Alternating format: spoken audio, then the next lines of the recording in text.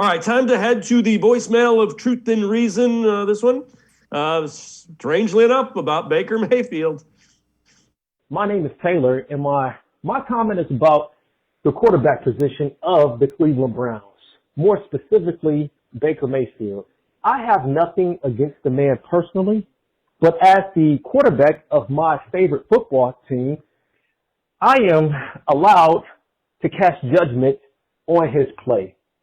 And also the way the media, Cleveland personalities, such as yourself, I'm not saying you've done this, are constantly making excuses for the man. Now, we need a receiver. Well, OBJ seems to be succeeding with the Rams. Last year, there was no talk about us needing a receiver, right? So when Jarvis leaves and has a great year, possibly Njoku leaves and has a great year, then who will the media look to blame next? There's always an excuse and a reason made for Baker Mayfield. Is it going to be Coach Stefanski, who is the reigning NFL Coach of the Year? Hey, I hope you address my voicemail. Thanks a lot, man. Take care. And again, I appreciate all the voicemails that we get. We keep growing and getting them, and we will continue to use them. There's some truth to that. I mean, Baker Mayfield has to play better. But again, we've discussed Odell. Odell with the mindset and the way he was being used. And, D-Man, it probably goes to what you're saying. This offense needs to figure out how to have more explosive plays in the passing game. I think that's what we're saying. We're dancing around it, but I think the bottom line is this offense needs to be more explosive passing the football.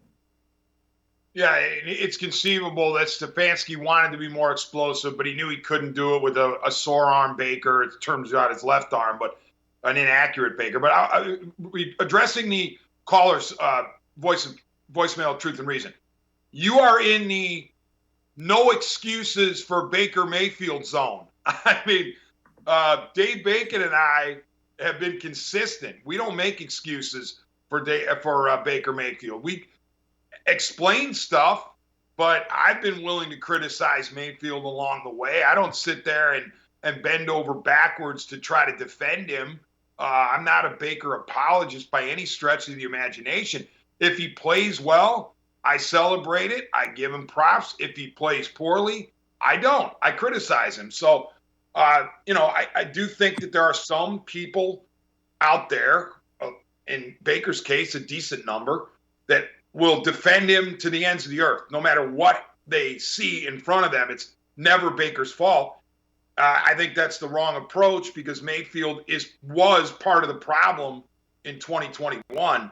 And, the Browns this offseason, I think their best realistic bet is to bring Baker back as healthy as possible because I don't see any of the stud quarterbacks mentioned potentially coming through the door. The draft is pretty weak on the quarterback side of it.